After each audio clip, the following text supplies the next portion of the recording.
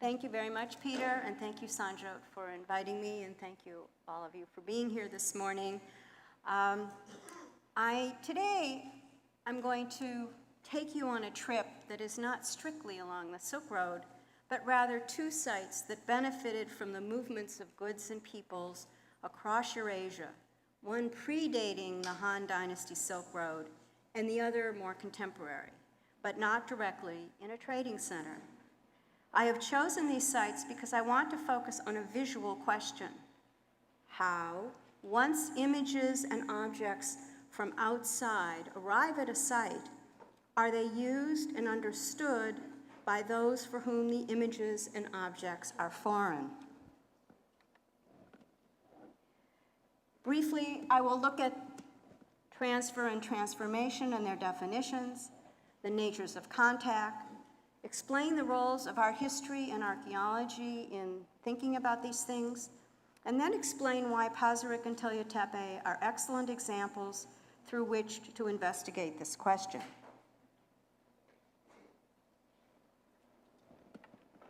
All right, slide advance. Okay. So we're going to look first at the nature of transfer and transformation.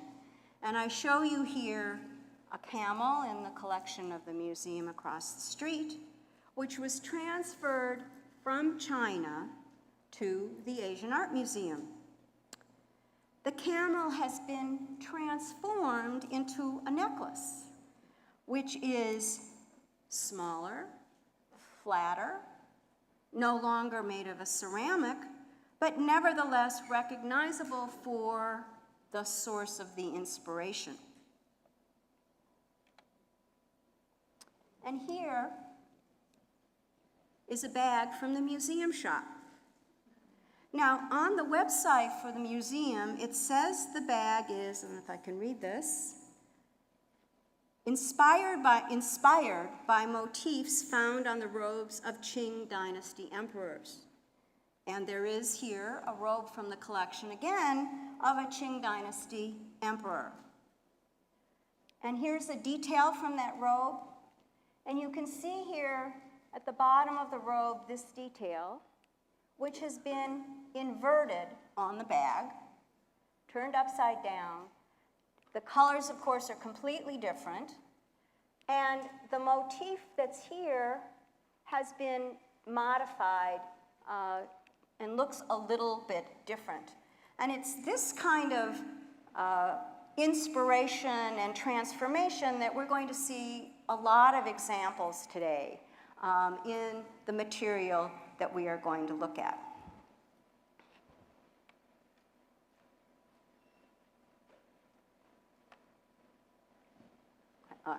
Sorry, I just have to check the clock here because eventually I have to give you a break and I didn't see it on the screen. Okay, so the natures of contact.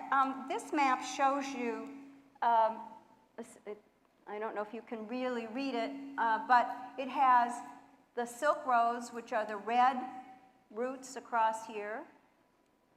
And then it has the Eurasian steppe roots, which are in kind of a yellow. So it's here on this map. And then they have something called, oh, and also the little red marks here, this is the Great Wall of China. And here they have something called other trade and connecting routes. And those are the purple ones, including these and these dotted lines. And it's really those purple ones that we're going to be considering here. Now, there are two major ways that goods can get from one place to another, and one is trade, and the other is exchange. And trade is basically a commercial transaction. And exchange is in a category that I would call socio-political. There are lots of different ways that things can be exchanged and lots of different drivers, but they're embedded in the way that people's lives are organized and the political systems are organized. Both trade and exchange can be systematic or occasional.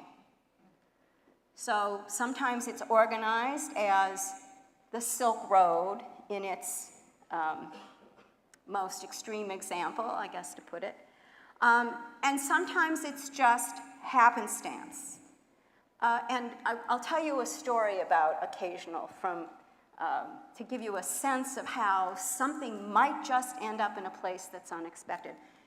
In 1989, I went to Kazakhstan to a conference on horses.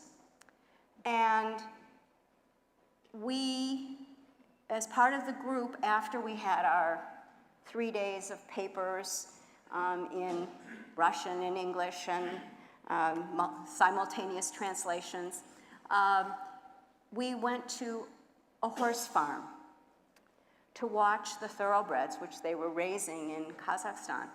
And one of the people who had come on this excursion was not a scholar. Most of us were scholars. He was a horse furrier, that is somebody who works with the hooves of horses, who was from Texas, and he had read about the conference on the website of the people who had organized this.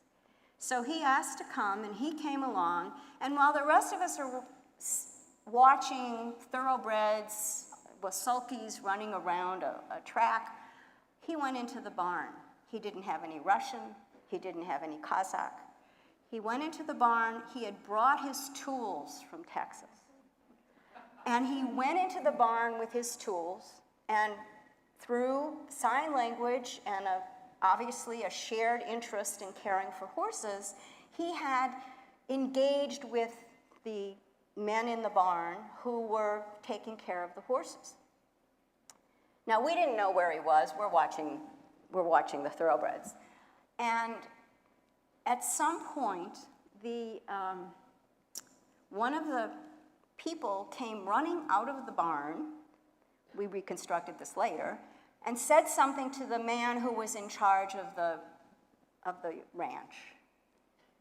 And so he left us watching this horse performance, went off in the step in his Jeep, came back, we watched the dust coming back to us, and after we finished and before we left, he handed this gentleman from Texas a silver fox pelt. And of course, a lot of us thought, how the hell is he going to get a silver fox pelt home through customs, first of all, out of the Soviet Union, and second of all, into America. And I actually don't know the end up of that story, but he did have a silver fox pelt. And that kind of opportunistic and opportunity about, he left something in the barn. We don't know what it was, but he left something in the barn, and in exchange, he got the silver fox pelt. And we have to keep in mind when we look at some of the things that we're going to look at, especially from the earlier site that we're looking at, that kind of occasional, even accidental opportunity is one way that goods really did move across all of these distances that you see on the slide. Not everything was systematic. In fact, Herodotus tells us that there were goods packed in straw and passed from hand to hand through 12 translators. And the image that this is, I'm sure Sandro talked about this last week, but the image that this is a set of fixed pathways where you could get on a form of transportation and end up at the other place is not really how it happened most of the time. Now, one of the things about trade, before I move on, is that trade can be direct in the sense that it's planned and systematic, and there are traders, you will hear later in some of the lectures about traders in place who move specifically in order to move certain kinds of goods. And then there's something called down the line, which is not direct. And it's a little bit like the fox story that I just told you about. It means that people pass things from hand to hand and they get from one place to another. Okay, so today I'm taking basically two approaches at the same time. One of them is an art historical approach, and the other is an archaeological approach.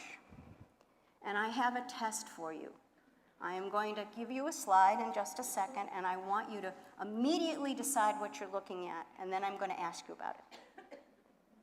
What is this? Okay, so how many of you see a duck? And how many of you see a rabbit? Okay, so this example comes from a book. I don't know what the origin of it is, but where I learned about this, sorry about putting my hand on the mic, comes from a book called Art and Illusion by Gombrich. And the idea behind his inclusion in that is that how we perceive things really has to do with what we know, what our experience has been. And so we have to keep that in mind as we look at these things today, because we bring our modern sensibility to how these things look. And we don't know what people 2,000 or 3,000 years ago really thought about. And therefore, we should just understand that what people know influences what they see, and when they see something that comes from someplace else, they're bringing their own local view of the world to those foreign objects.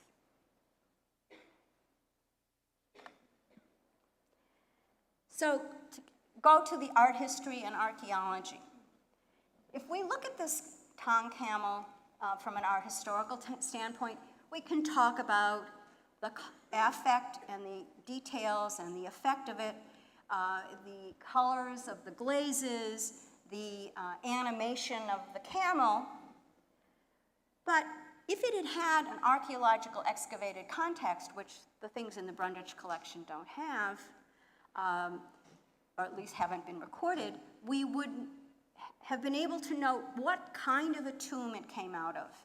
And if that tomb had, for example, belonged to a Sogdian trader, it would have made sense as, oh, yes, well, they used camels for trading, and therefore this object is in this tomb. Without that archaeological context, we can see this really wonderful animal, but its backstory can only go far back to what kinds of glazes people used, why they were generally in the tomb. We know something about the afterlife. You'll hear about that from somebody else. But we can't get at the context without the archaeology. And in the cases that we're going to look at now, the archaeology is very important, and especially important because neither of these groups of people wrote. So we don't have any recorded histories from them, so they can't tell us anything about themselves except through their material culture. And that's the exploration that we're going to have.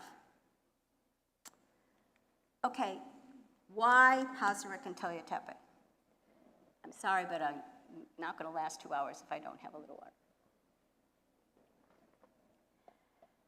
Both of the sites contained the elites of their given cultures. And they had very, very many beautiful things in the tombs.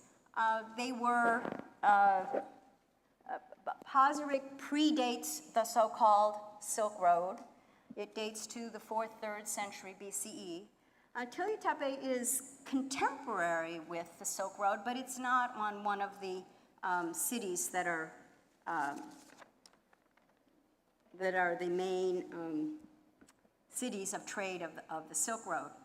And in both of these sites, because they were engaged in connected worlds, we will be able to see both imported objects and the way they were received in the local cultures. So that's why I chose these particular sites. Pazyryk. All right, so Pazyryk is up here, and it's in the Altai Mountains. I want you to, before we move into the next closer up slide, notice here the Achaemenid Empire, because I'm going to talk quite a bit about it in the context of Pazyryk. You see it extends into Central Asia, and it dates from the 6th through the 4th century BCE, and I'll talk a little bit more in detail about it later. And, oh, I'm sorry, this is one of the problems with this modern technology. Let's go back, forward again. You can see here also this light green line which marks the steppe, and this somewhat less yellow light line which marks what's called the forest steppe. And these are, as you can see, extend all the way. In fact, they go on the other side of the Altai Mountains too. So they really extend all the way across Eurasia. And the steppe is really a grassland. So if any of you have ever driven across the western part of, the middle western part of the United States, it's this flat, really, it is mostly really flat.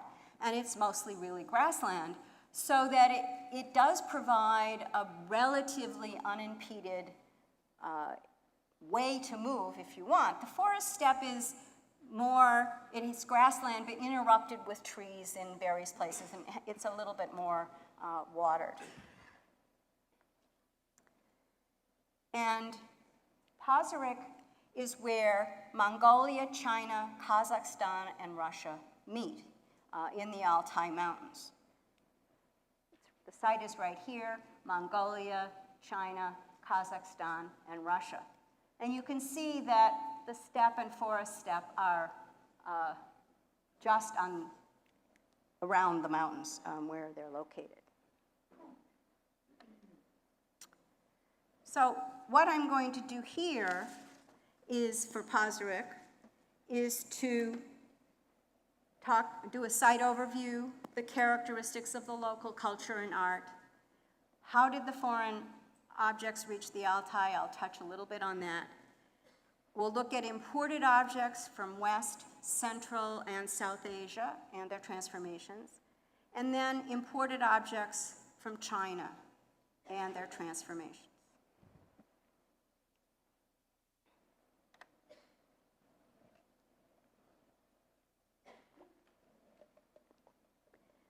The site of Pazyryk is, the burials at Pazyryk are burials that are under stone mounds. You see a photograph of one here. And in Russian, they're called kurgans. And since that's the word I know from when I studied them, I'm probably almost always going to call them kurgans. And you'll just have to understand that means a big burial or a burial under a mound in the steppe or in the mountains. And the site of Pazyryk itself was excavated in Soviet times. The first excavator was somebody named Mikhail Gryaznov, and he excavated kurgan number 1, which is here, in 1929. And then between 1947 and 1949, Sergei Rudenko, I put the translation of his excavation report on the reading list of the study guide. He excavated the other large kurgans, numbers 2, 3, 4, and 5, and 3 of the smaller ones. So that's where we get the basic information about the type site. There have been other sites of the Pazyryk culture that have been excavated, but I'm going to today show you almost everything except for 1 or 2 pieces are from Pazyryk itself. One of the interesting geological phenomena about these burials under the mounds is that these large mounds created permanent area of frozen ground underneath them. Because they've studied the physics, it has something to do with the way light is reflected and everything else. And so the larger mounds have a better chance of preservation because the more stones there were, the better chance they had to be preserved. This shows you that, in fact, these particular burials were robbed not long after they were done. And they were, which is what this is the robber's trench. But before they were robbed, the way they had been built is they had dug a pit under the ground. They had erected there was sarcophagus in here. I'll show you a picture, another one in a minute. They built a little log structure over it. There were horses buried here. And what happened is they were robbed really not long after they were dug. They obviously were dug when the ground wasn't frozen, which would have been in the summertime in this particular area because it's cold up there in the mountains and they would have been frozen most of the year. As a result, water went into the mound and created the ice, which was then permanently frozen until they were excavated.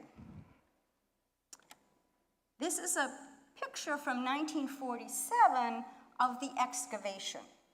And I include it here just to give you a sense of how hard it was in 1947 without mechanical equipment to excavate them. Just think about how hard it was basically 2,000 years earlier to do all of this work. We know that they were using mallets out of wood and we have some horn tools and that kind of thing. But this kind of labor is what we have to imagine was what was happening at the time they were built, which also means that the people who were buried in these really large burials had to be able to command this kind of labor. The little wooden structures that they were buried in, we think were the kinds of buildings they lived in the wintertime, although they probably lived in something more tent-like in the summertime. And this is one that's reconstructed at the Hermitage Museum. You can maybe just make out a series of markings on the side here. What this has been interpreted as is that they built them above ground, and then they marked the order in which they had to be put back together, and then they took them apart, and they lowered them one log at a time into the burial chamber and reconstructed them. This is an image from the excavation of one of the burials. In some cases, we have two individuals buried in separate sarcophagi. That's the case in 4 of the burials at Pazyryk, where one is identified as a male and the other is identified as a female. There were also burials of single individuals. One of them didn't seem to have any remains preserved. And one of the reasons I included this is that you can see the ice here, which was why we have so much of this organic material preserved, because usually organics simply decay and go away. So this is an extraordinary kind of preservation opportunity. And you won't be able to read this slide, but I just wanted to give you a sense. This is the first layer of the ice of a different burial. Every single object has a number. The excavator is trying to mark the location of every piece so that was the way that they made the record of what they found. The bodies were mummified. We don't have all of the bodies. They weren't preserved in all of these burials, but they were mummified. You can see the stitching here from the mummification process. And we don't know all of the reasons they were mummified. There may be some religious reasons about why they wanted to preserve the body, but we do know something from the Greek historian Herodotus, who lived in the 5th century and certainly never got this far. He got to the Black Sea, but he wrote a lot about, in his book 4, he wrote a lot about the nomadic peoples. And he said in Book 4, Chapter 71, they take up the dead man, his body enclosed in wax, his belly cut open and cleaned and filled with cut marsh plants and frankincense and parsley and aniseed, and sewn up again, and transport him on a wagon to another tribe. So that's what Herodotus reported, and there have been studies of some of the materials in some of the Pazyryk bodies themselves, and also some of Pazyryk culture bodies that have been excavated more. Subsequently, some of the things that have been identified are soil, pine needles, larch cones, peat, and bark. So that although it's not specifically what's recorded by Herodotus, it's the same kind of class of materials. Where the bodies were preserved, we're able to see one kind of local art, which is tattooing. And originally, the original report said only this one male was tattooed, but there's been a lot of work since, and we now know that through infrared photography, which they've done on a lot of even the Pazyryk bodies, and then modern excavation has given us better tools, that almost all of these elites were tattooed. And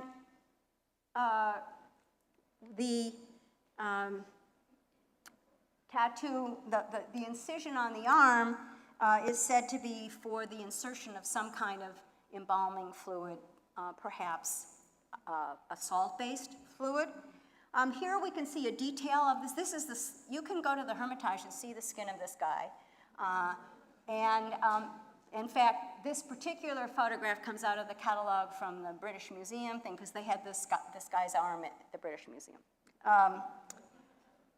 And you can see here the stitching, which is done in this particular case in sinew. In one of the other burials, the stitching was done with horsehair.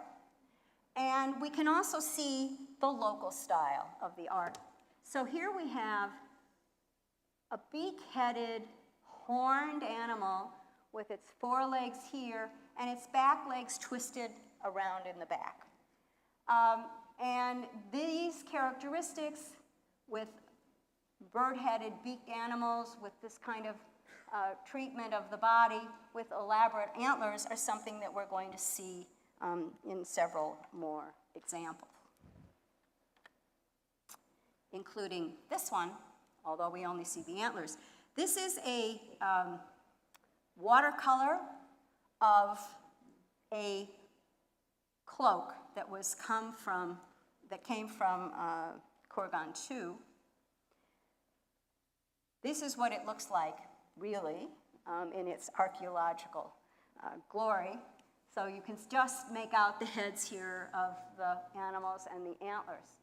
And this fur, which is blue in this picture, was originally, according to the scientists, was purple, which was a very prestigious color in the Mediterranean world.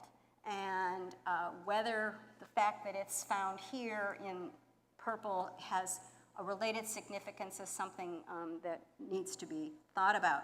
That small piece of fur is identified as a sable, and it's sewn with very fine sinew. The overall piece is around 3 by 3 feet, and it is the chamois side, the treated leather side is on the outside, the fur is on the inside. It was stitched with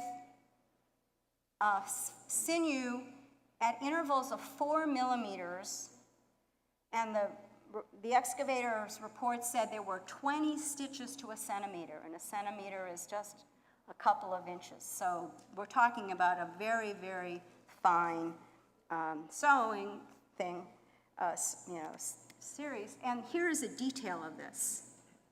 So you can see the horned animal was leather with little bits of gold applique on top of leather. And if you look at the horizontal lines here, those are the ends of the squirrel. So just think about how many squirrels they had to kill and treat in order to create this one single garment with stitches at 20 stitches to a centimeter. So the labor that produced it from a physical standpoint, combined with the imagination of whoever conceived it, whether it's the same person or a different person, is something that's really remarkable in my mind. And it's an expression of the importance of this kind of animal imagery in the culture that we're looking at.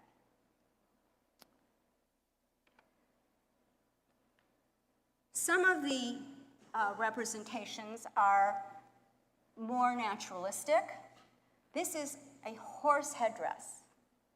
So the horse itself wasn't going to be naturalistic because it's wearing this headdress, but out of the felt and the leather, we see birds and mountain goats, and here are some little gold fish on the front.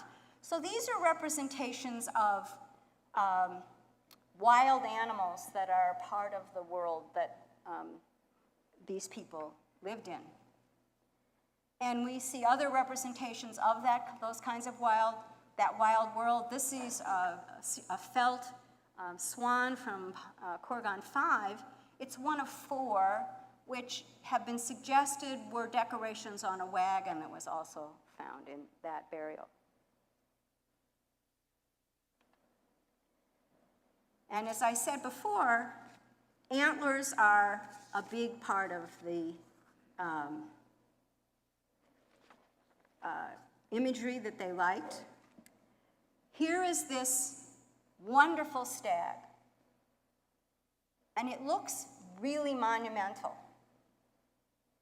It's 2 inches high, and the antlers are 3 inches long. And it's one of 4 hairpins that were found in Kurgan 2. So it's an interesting combination of something that's basically relatively naturalistic, combined with the splendor of the gold, and the artist managed to give it such presence that it is not insignificant, even though the size is really small. And as I said, antlers were a big deal. Here we see a reconstruction of one of the horses from Pazyryk Kurgan 1. This was horse number 10. Some of the burials had as many as 14 horses buried with the individuals there. And the photograph on the upper right is a photograph of the headdress installed in the Hermitage. So we can see that the horses have been transformed into something other. There have been a lot of things written about these horses. They've captured many people's imaginations. One suggestion is that they are transporting the spirit of the person who was buried in the tomb to the other world. One person who actually raises horses herself has looked at the things that the horses are wearing and suggests that they're reflections of stories about how the horses themselves, the roles those horses played in the life of the individual who's buried there. The horses some of them are older and some of them are younger, and this particular one, she said this is a feline, it's in blue fur, and she said, you know, horses are afraid of felines, and she interprets this as a horse that saved its owner from the attack of a feline, even though horses are basically afraid of felines.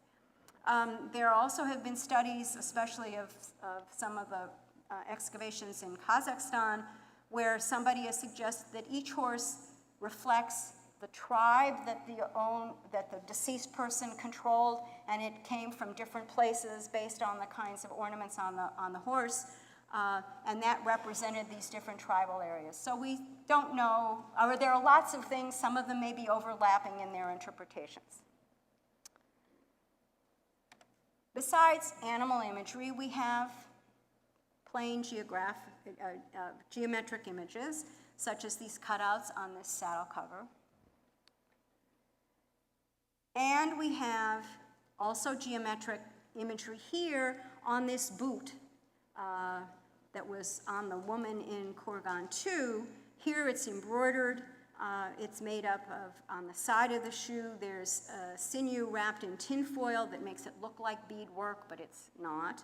And on the bottom, it's iron pyrite crystals and tinfoil wrapped leather.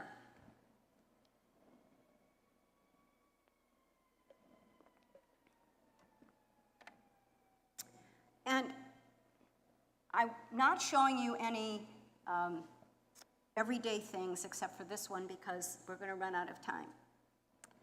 But I did want to show you this one thing, which is this dagger.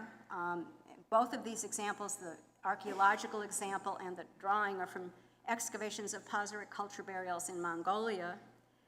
Pazyryk itself did not have any weapons when the excavator found it. So the assumption is the weapons had been robbed out by the robbers. But we have many, many examples of this kind of weapon in other Pazyryk culture burials, and we have to assume on some level that this is what was accompanying the people in Pazyryk itself. And the reason I wanted to show it to you is I want you to keep in mind what this looks like, because you're going to see this shape again. Okay, we're going to look first at objects from the Near East and Central Asia. This is a harp made out of leather and wood, and it is a form that has its roots in the ancient Near East. We do know that similar instruments like this have been found in lots of burials of lots of mobile people, all the way from the Black Sea to Xinjiang. So, although if you want to learn more about this, you have to look up Bo Lohengrin, who has written a great deal about this material. This is one aspect of their life that came into their life through contact with the Near East at some point. And here is the famous Paz-Red Carpet. This is the earliest carpet knotted pile carpet that we have preserved in the world, and it's therefore very famous for that reason. It came out of Pazyryk Korgon 5. The fact that it's the earliest carpet is only it's the earliest preserved carpet. Certainly, they didn't start with this. And in fact, we see decorations here that look Assyrian in their form, and probably carpets are much older, but this is what we have as a whole carpet. When it was excavated, it was identified correctly as being of manufacture in the Achaemenid Empire. And it's one of the reasons that the Pazyryk culture was originally given a 5th century BCE date as its earliest burials. But in fact, before I go forward with looking at this carpet some more, it is more likely that the Achaemenid things came into this part of the world after the fall of the Achaemenid Empire in 333. Alexander the Great and his people destroyed the Achaemenid Empire, and there were nomads, Scythians and Saka, that we see recorded, who served the Achaemenid king. And it's suggested that one of the reasons that we find these Achaemenid things in Pazyryk, and there are also other sites in other places that have the same phenomenon, is that after the fall of the Achaemenid Empire, these nomads took things with them, or, as you remember how far west how far east the Achaemenid Empire went, once there was no longer state control, things found their way out of that area and became available for the people elsewhere, including those at Pazyryk. This is to just show you it really is Achaemenid. This is from the site of Persepolis in Iran. It's one of the Achaemenid palaces, and you can see the similar figures here, but it's been suggested by scholars who that it's probably made in Central Asia because we have this fallow deer imagery, which is not really something you see in Iran and is more of a more northern kind of animal, and so that's been the reason why it's been suggested. Another Achaemenid object is this pair of earrings. You can see they're fragmentary, and they were repaired with solder and with sinew thread. So we have to imagine that they'd had a long life before they were buried at Pazyryk, and that they were also valued enough to repair probably more than once, because whoever was using the solder probably didn't use sinew. Probably the people who used sinew got it with the solder on it and then repaired it again.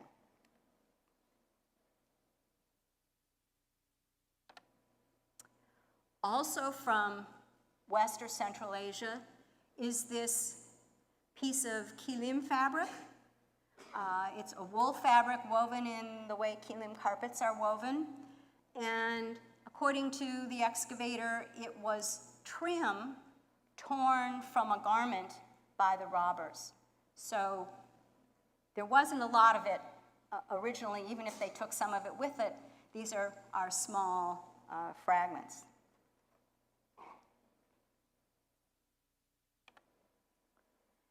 There were also some things from South Asia. One of them is cowrie shells. Now, this is actually a painting from Rudenko's book. Rudenko reported that there was only one cowrie shell in each of the burials that he excavated, and he suggested they were amulets, which makes a lot of sense. But there was also perhaps another use, because these shells, this is a photograph from an excavation, a more recent excavation not too far from Pazyryk. And in that particular burial, there were 34 cowrie shells. So, and they were found sort of at the area of the waist, so there the excavator suggests that it may have been part of a belt. Nevertheless, think about how far they had to come. We're up here in the mountains where Mongolia and Kazakhstan and China and Russia come together, and the shells had to come from the Indian Ocean. Somehow. And one hint about maybe the way that it came through is from this mirror. It was originally published as silver, but in fact it's a high tin bronze, and a lot of tin gives something a silvery appearance, and it's a form of mirror that we know from North India. It has been slightly transformed here in that the handle is horn, and that probably is a more local addition, since that kind of horn work is something that we see in the mountains. But there was a connection to the Indian subcontinent in this area. So now I'm going to look more at real modifications of the imported objects, and this color is absolutely not true. It's a photograph from the Hermitage Museum, but I wanted you to see the whole thing. It's a saddle cover for one of the horses in Kurgan 5, and this is the breastband for the horse from the same Kurgan. They're made up of Achaemenid wool textiles that were sliced and diced in order to create this object that they wanted to use locally. So this is a truer color, but I've put this in here so that you can get a close-up of how these crenellations are oriented in lots of different ways. They're not all lined up the same way, and that's a factor from the cutting up of the textile in order to make it fit the size that they wanted. And we have to assume that the image of the crenellation didn't mean anything to them. It didn't bother them that they turned it sideways. Unlike for the people that originated this Achaemenid textile, this again is another view of Pazyryk, and you can see the crenellations here, which is a form that we find on the textile.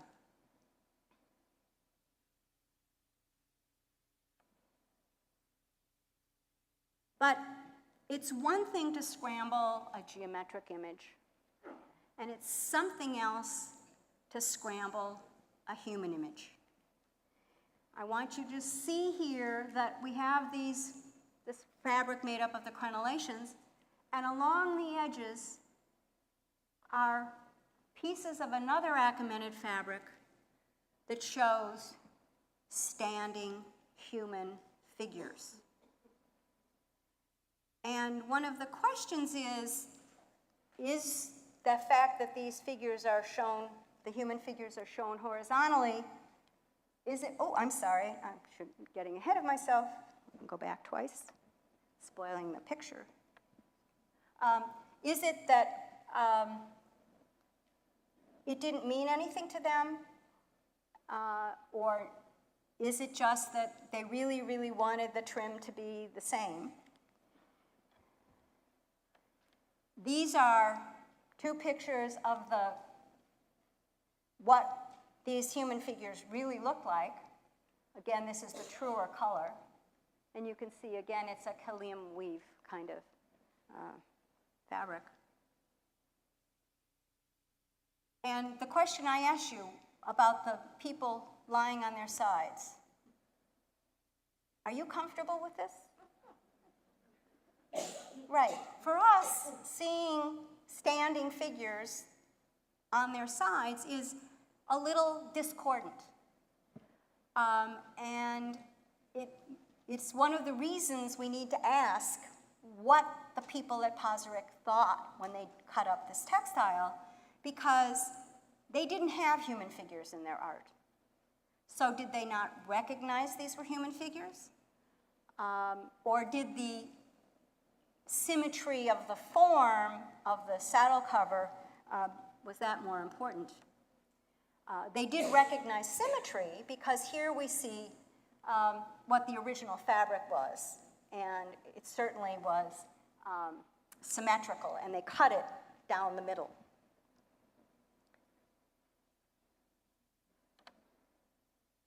Here's an image of the breastband, and you can see that what we have here is a series of walking lions. That original textile, it's been suggested by people who know about these things that it was woven in Achaemenid Egypt.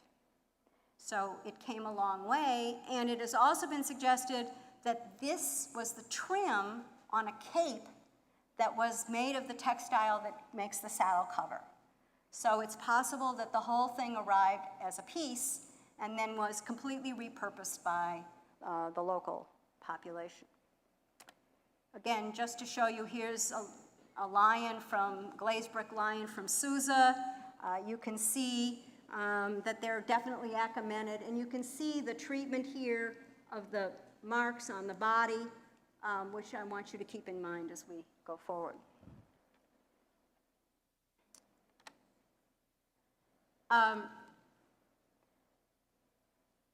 What we just saw was one kind of transformation.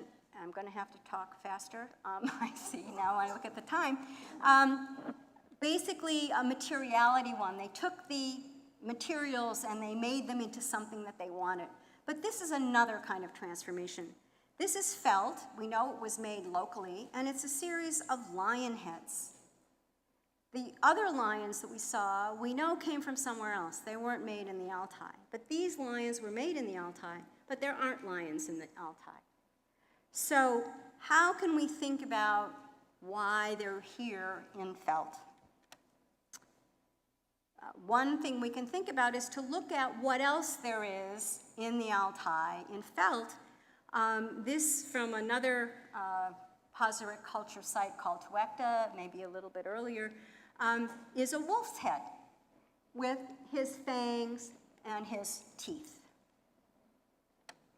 So if we look again at the lions, we can see what the Achaemenid lion head looked like. That gold on the screen is from a piece of Achaemenid gold, this one in the Metropolitan Museum. And we can look at the Tuekta wolf, and we can see what happened to the lions. They don't have a flat face like this. They have long snouts like this. So it's a wolf-like lion instead of a lion-like lion. And that kind of transformation is something that has to do with what the local people had in mind when they saw a lion's head. Oh yes, we know this animal, sort of, and it comes out looking like this. Okay, so I think we're going to do griffins pretty fast, given where we are. Griffins are not natural wild animals, but we see them here on the Pazyryk bridle, and I'm showing you a griffin from a Greek vase that's in the Metropolitan Museum, showing a nomad who is called an Arimos fighting a griffin. This is a Greek myth that we know pretty well. We see a griffin-like animal here, and we can see the same kind of phenomenon that we had seen before of what was local. Here's this bird from Bashadar, carved wooden bird, with his long beak, and the beaks are similar on these griffins. So the receptivity here is about the fact that they had birds of prey, and so when they saw a griffin, however it got there, it was something that made them comfortable. And we can see that not only was a griffin head, but the griffin here is winged, and we have winged griffins on saddle covers and other art in the Pazyryk culture. And we have not only winged griffins, we have in Pazyryk winged lion griffins. Here's the lion part. It's got a little bit of a chin's hair. And so these images from the classical world are incorporated into the local Pazyryk art. And we can also see these markings on the hip of the animal, on the haunch of the animal, which remember we saw when we looked at the Susa lion. It comes out of the Achaemenid world. And eventually in Pazyryk, they used these same kinds of imagery on their own local animals, like this elk, where we see these same kinds of body markings. Before we move on to Tillya Tepe, we're going to move to the Chinese connections at Pazyryk. And we do see at Pazyryk also the transfer of objects and the transformations of them, but we will not see an incorporation into the stylistic vocabulary, the way we saw of the Near Eastern and Greek motifs. And that's partly because the Chinese objects at Pazyryk came very much at the end of the sequence. So the Chinese things got there late in that particular culture's world, and where we do see more of an interaction visually with the Chinese material is in other groups of people who come somewhat later, really right after them, but that's not going to be the subject today. So here's Pazyryk. Here's modern Mongolia. Here's modern China. Modern China goes all the way up to here. And one possible route of the Chinese goods is there's actually a pathway right through the valley where Pazyryk is where there was a planned road between the Chinese and the Russians that has yet to be built, so it's one of the ways, good ways of connection. We also have to think about other routes, but today we're not going to be able to have time to talk about them.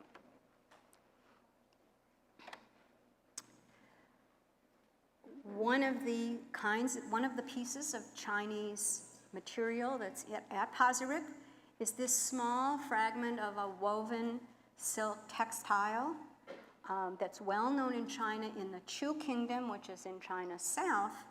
And in China, it's called a jin, and I don't speak Chinese, so I have no idea what I did with the tone for that. But it's a tiny, tiny fragment that, again, may have come from trim for something, but this is all we have. It's about 6 by 4 inches. And we also have more or less half of a Chinese mirror. I'm sorry I couldn't make the picture bigger. I had instructions to fill the whole screen, but I couldn't do it because it would have become too pixelated.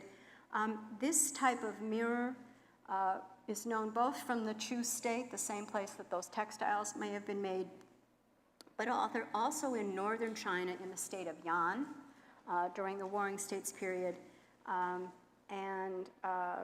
If somebody really wants to learn about it, there was the thing that got me through this all years ago when I was looking at it is Diane O'Donoghue published her dissertation in the Museum of Far Eastern Antiquities Bulletin, and she went into it in great detail. And you have one of these mirrors in your museum. As I said, these Chinese objects came at the end of the Chinese sequence, and one of the Pazyryk sequence, and one of the reasons may have been an increased relationship with the northern Chinese states during the Warring States period.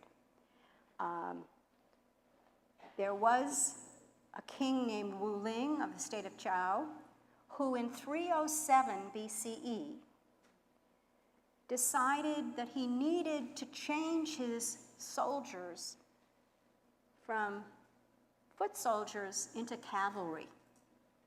And he decreed that his soldiers not only be cavalry, but hey, they couldn't wear Chinese robes and ride a horse, they had to wear trousers. And this was a really big deal in Chinese society, and it was recorded by the Chinese historians. That kind of change necessitated more horses, of course.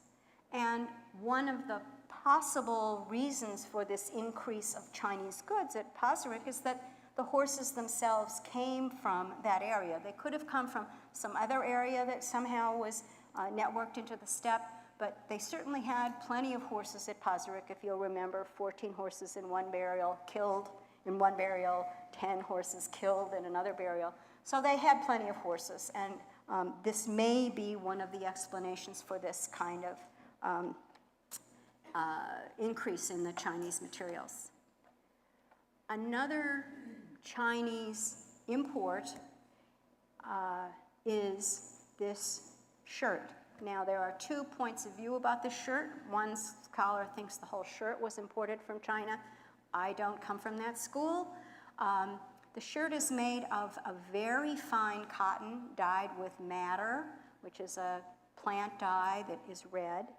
And it's made of 4 different pieces of fabric that are woven slightly differently and dyed slightly differently. So my view is it's likely the textiles arrived and were turned into the shirt as opposed to having been all made in the part of China where this cotton was grown, which was again sort of in the south, and turned into a shirt there, because from my perspective, it would have been more consistent if it had all been put together by the people who made the textiles. I may be wrong, but that's my view. Another thing that we have is in this bridle, these little triangles are lacquered leather, red lacquered leather. Now, that has been cut up from something else. They're very, very small pieces, And some people have suggested, because they're red lacquer, the leather came from China. It's a little hard to know because in general the Chinese did not lacquer leather. They lacquered other kinds of things. They lacquered silk textiles, but they didn't use leather as a base. And a friend of mine, Sergei Minayev, who studies Shungnu, somewhat later burials, has said he works in Siberia and Russia. And he said that he's seen what he thinks is local lacquer made in other places. And one of the things that we really should be doing is testing the lacquer to see whether it's consistent and whether it's Chinese lacquer or not. But it's presented this is presented in much of the research as using a Chinese material. There is no ambiguity, though, about this one. This is another saddle cover from Kurgan 5. It is clearly a piece of embroidered Chinese silk that has been transformed into local use and transformed into a local Chinese aesthetic. The Chinese silk is this, and the trim is made of blue felt, reddish-brown felt, and the reddish-brown felt has leather inserts that are covered with gold and with tin. And according to the excavator, the hanging down tassels are yak hair. I'm showing you this to give you a little bit of a more close-up look of that Chinese silk textile, which again could have come from, originally made from the state of Chu, in the state of Chu in China, although how it got up to the north, we don't know. And you can see in this black and white photograph how really, really fine the silk is and how really, really carefully controlled the embroidery is of the image. And here we see a detail of the transformation. Here is the felt. Of course, it's lost some of its color, but it gives you a great sense of the contrast between the kind of flamboyant color scheme that seems to be what they liked at Pazyryk and this more gentle imagery from on the Chinese side. Whether the silk was valued just because it came from somewhere else and came from far away, which we know from anthropological research can mean that it's embedded with a particular kind of magic power, or whether the fact that silk, certainly a yellow silk, would have a shimmering quality so it reflects gold, we don't know. But certainly it was turned into a really piece of pride in the Pazyryk culture.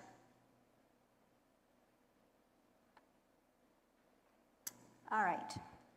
Now we're going to look at Tillya Tepe, which I know many of you know quite a bit about because the show Lost Afghanistan was here a few years ago.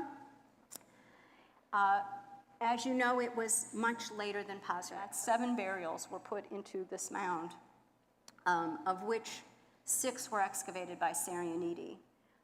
He couldn't get to the 7th before winter and the Soviet army moved into the area, so we don't know what happened to the 7th burial.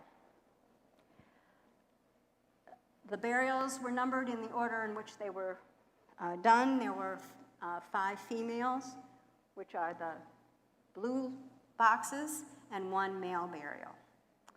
And as you can see from the photograph, organics weren't preserved, but the burials weren't disturbed by robbers. They had been disturbed by animals and things, but they weren't disturbed by robbers. So there was a lot of rich stuff in it, much of it gold. In fact, Tillya Tepe means golden hill. Burial 1 had, I have to read this because I don't remember the numbers, 33 of these plaques, 85 of these, 61 of these, and 32 rosettes. So each burial had hundreds and hundreds of objects. And again, we talked about the labor of constructing and making the things at Pazyryk, and we need to think about that here too. One quick example is if we look at this close-up of one of these triangles. Each of these beads is made of two halves, which are then put together with heat. And then they're soldered together with gold solder. So just think about what it took to do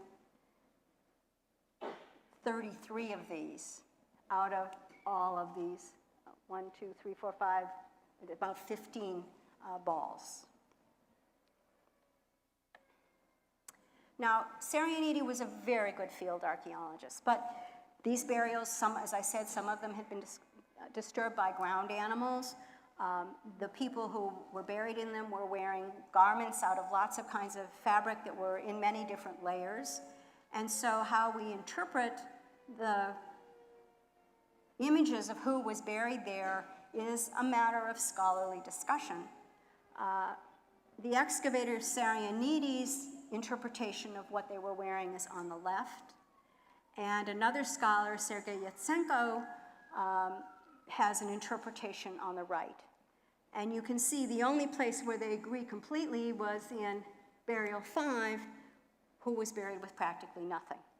So it was really a lot easier to decide where the ornaments went.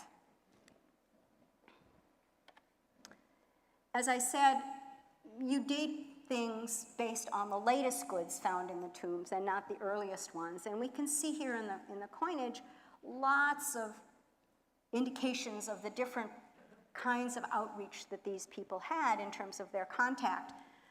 We see on the top an Indian medallion, which is dated to the 1st century BCE, and I don't do coins. The people who look at coins say this is a really interesting, unique example.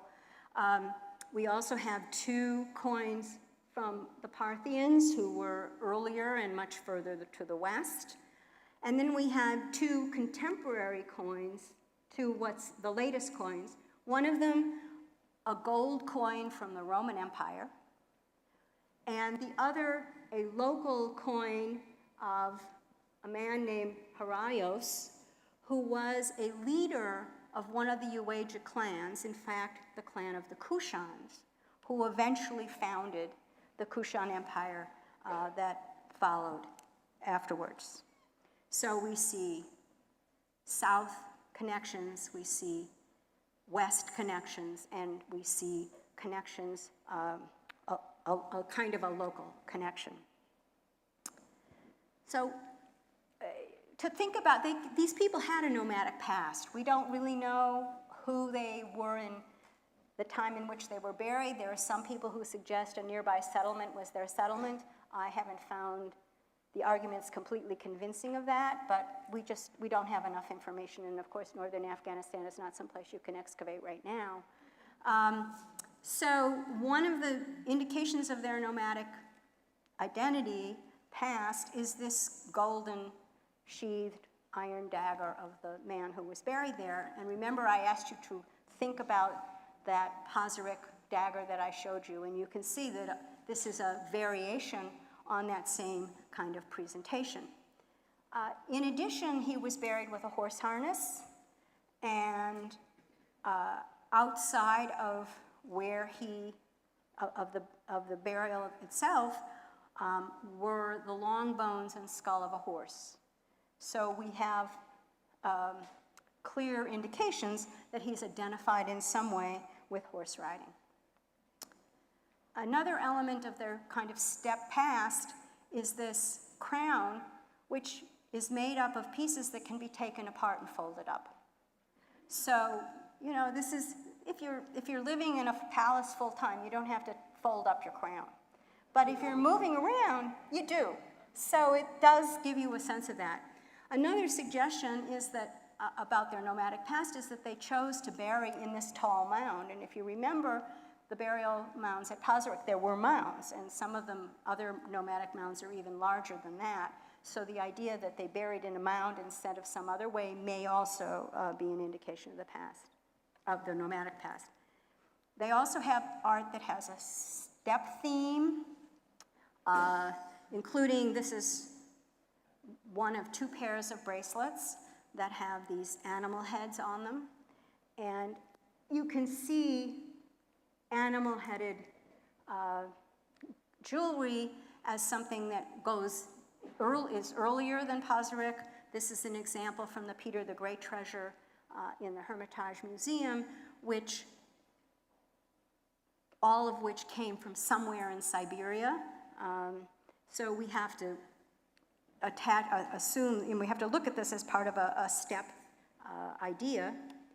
And they also, all but one of them, was buried with plain gold armlets or anklets, sort of circular gold rings. And this is a kind of way, it's a way of carrying your wealth. In fact, they really are like ingots. The weights of each pair are almost identical. So it's as if the gold has been parceled into a very particular kind of thing. The fact that we see the same plain gold objects, body ornaments, in other step burials that belong to earlier periods and also contemporary periods in Siberia and in Kazakhstan. So we can see this is a characteristic of these horse-riding nomads who were wealthy enough to have gold. They could carry it around with them, and the fact that it was gold was enough. It didn't have to be highly decorated. There were goods from other places. These glass bottles are from the Roman Mediterranean, and remember we saw the coin of Tiberius. There were 3 Chinese mirrors from the Han Dynasty, and there were objects from modern India, one of which Sanjot knows very well since she wrote the Bagram stuff for the exhibition. And the other is these etched carnelian beads. So again, we see east and west and southern connections, north, and the east connections are sort of northeast. We also see imports from the past. This little vessel probably was originally Greco-Bactrian. You can't really read it, but there is a Greek inscription on the bottom. And the Greek inscription is the weight of the object, and it's in the Ionic weight system, which is a Greek system, and the shape is a typical Greek shape. And one of the things that's interesting about this is that the weight says that this is about 86 grams. And if you look at the museum catalog descriptions, it weighs about 86 grams. So one of the things about gold is that one of the reasons people seem to cherish it is it's basically indestructible. And it's this long-lived aspect of it that is one of the, that we can see here in this particular object. Another import from the past is at least the ring on the top, which also probably came from the Greco-Bactrian world. This is 2 views of the same thing. It says Athena, for those of you who can read Greek. And it's a cast gold ring that shows an image of the Greek goddess Athena with her shield. And then here's another ring, which has a much more, less well-preserved intaglio, and the ring itself is hammered gold instead of cast gold. And so some people suggest that it was remade after the end of the Greco-Bactrian period. Now, what these Greco-Bactrian things were doing here is a little bit like thinking about what the Achaemenid things were doing at Pazyryk. They could have been goods that were given to nomads who were participating in helping the military of the Greco-Bactrian kingdom, and these are their descendants, or they could have been booty and loot. Actually, somebody asked me this in the intermission, and here is where I was going to talk about booty and loot. The possibility that once the Greco-Bactrian kingdom was destabilized, there was an opportunity to take things from the population that no longer was organized enough to defend itself. This is a kind of transformation. I call it adaptive reuse. The burials at Tillya Tepe, 3 of the women had Chinese mirrors in the burials. They were on the chests of the deceased. Now, the Chinese didn't put mirrors on the chests of the deceased.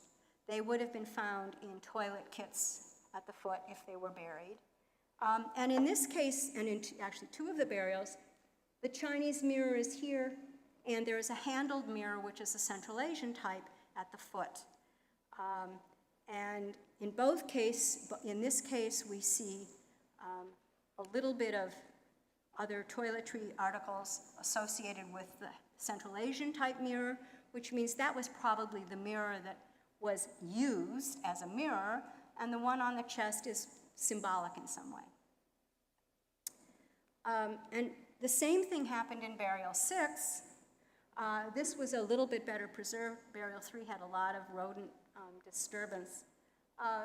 And here we had actually elements of makeup that were found with the Central Asian mirror, where again, though, the Chinese mirror is on the chest. Whether these mirrors came through the Silk Road, through some kind of systematic exchange, or whether these people brought these mirrors with them from somewhere further east is a question that we don't know. Whoops, wrong thing. You have one of these mirrors in your collection too. It's in Gallery 15. It's also from the Brundage collection.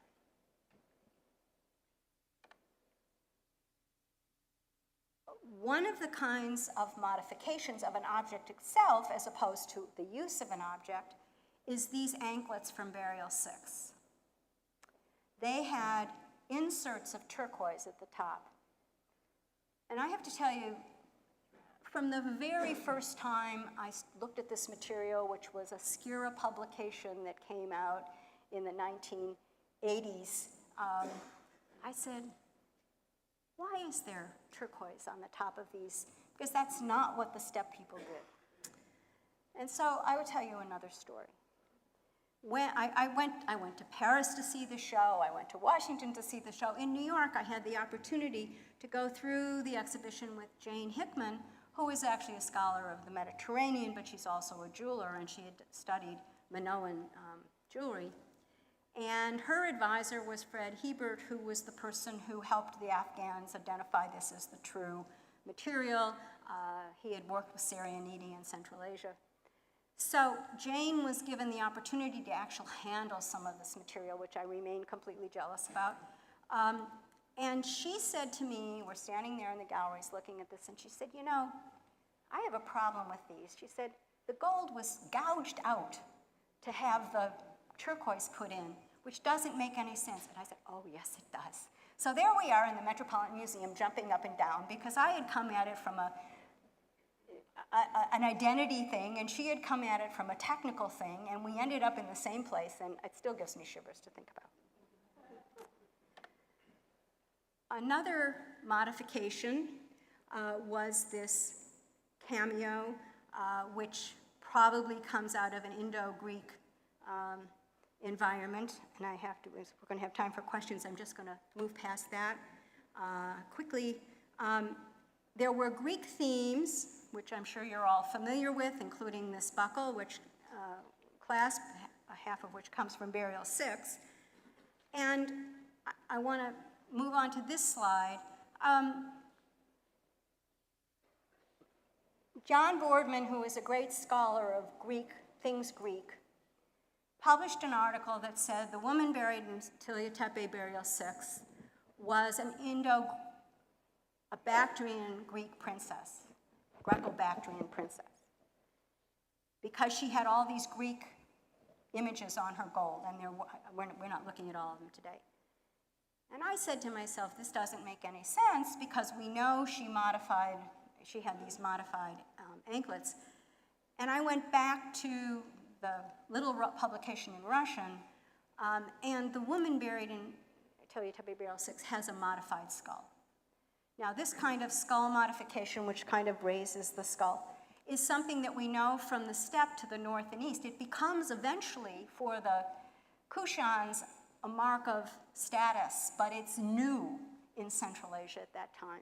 And my view about this is that here was a woman who literally came from somewhere else, was married into this group of people for some political reason, and she wanted so badly to belong, she did everything she could to be Central Asian as opposed to steppic. It is a cautionary tale that no matter how well you excavate something and no matter how much you know, scholars who come at these things from different worlds, John absolutely comes from a Greek world, and I refused to study Greek art when I was in graduate school. You can come to different opinions, just like with the rabbit and the duck. What you have in your mind helps you think about what you're looking at. Of course, I'm sure I'm right, he isn't, but. And there were Chinese themes in this material, including on the dagger. We see this little Chinese dragon, and here's one in the collection at the museum. And we have both motif inspiration and technology transfer in the objects. This is boot buckles, which show somebody in a bamboo cart with a Chinese garment and slightly East Asian eyes. And on the back, there is a textile impression. And this is known as the lost wax, lost textile technique. It's a way of creating objects where the mold is supported, the wax is supported with a textile. This is an open work and very three-dimensional.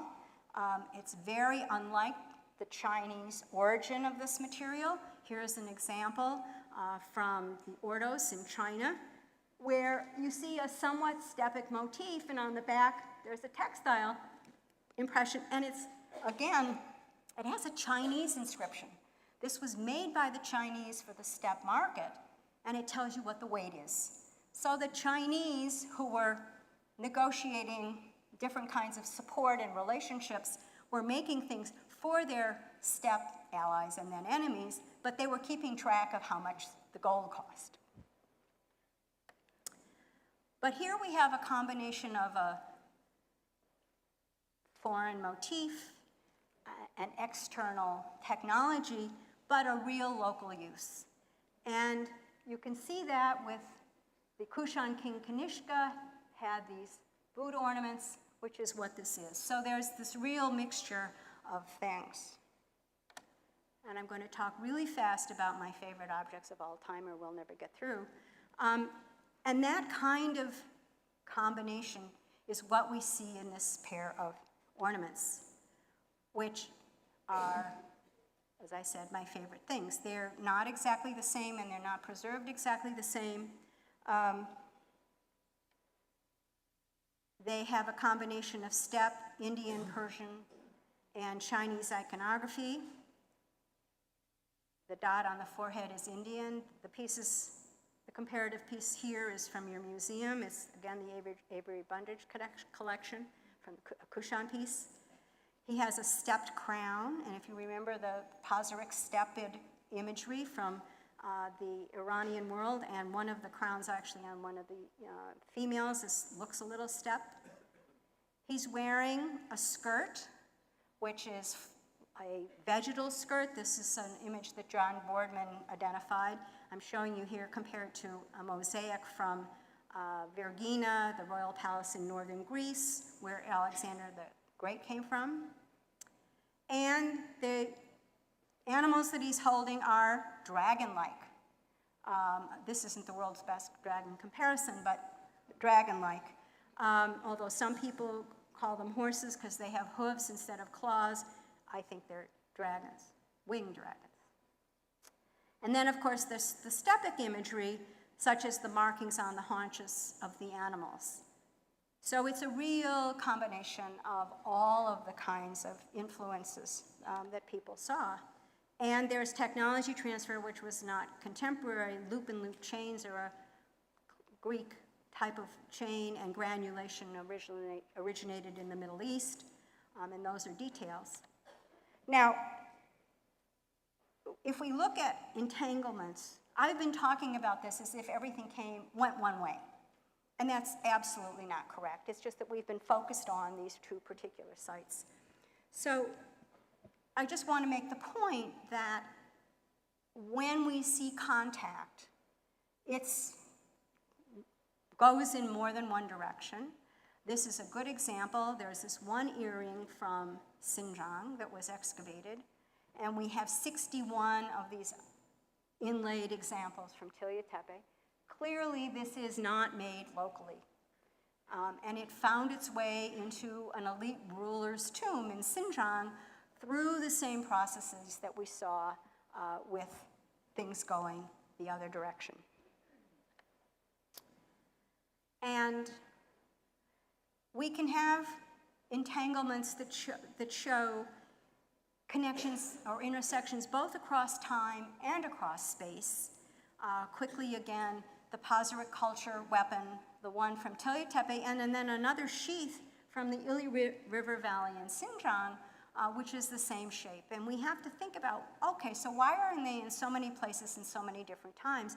And is this a marker of identity, showing that somehow you're an individual who sees the nomadic world as part of your world? And we can show that this can go even much further. We see decorated boot soles. This is a way that some people, mobile pastoralists, often sit. The Tillya Tepe gold may have been made just for burial. We're not sure. In Korea, the Shilla kingdom traces some of its origin, or you can, through the material culture, trace its origin to the steppe. Okay, I am going to quickly read my in conclusion, if I can find it. All right, and then we can have a few questions. In conclusion, among the questions we still have about the people buried at Pazyryk and Tillya Tepe is, who were they? We can see from the materials in the tombs, both those transferred and those transformed, that they were interconnected in their landscapes through the movements of people and objects. But we can't excavate language. And genetic studies among mobile peoples haven't done more than indicate significant ethnic mixing. So we can get at only so much historic detail. Thus, John Boardman and I, coming at questions from different places about who was buried at Tillya Tepe, can have a scholarly disagreement about what the evidence really shows us. Who were the Pazyryk people? How do they relate to the many groups named by Herodotus and found in Chinese texts? And how do the people in the very large tombs with imported goods at Pazyryk itself relate to those buried in small burials with few or no horses, who share the wood carving imagery and distinctive dagger type? Were those buried at Pazyryk rulers overall, did those at Pazyryk rule over all the others? And if so, in what capacity did the poorer people serve them besides building their tombs? Were they the sheep herders? Did they raise the horses that may have brought those at Pazyryk their wealth? Although the art and artifacts we've looked at today can speak to the interconnectedness of the world of the Silk Roads, the subject of this lecture series, many aspects of the lives of these people who left us such wonderful materials remain unknown. Thank you.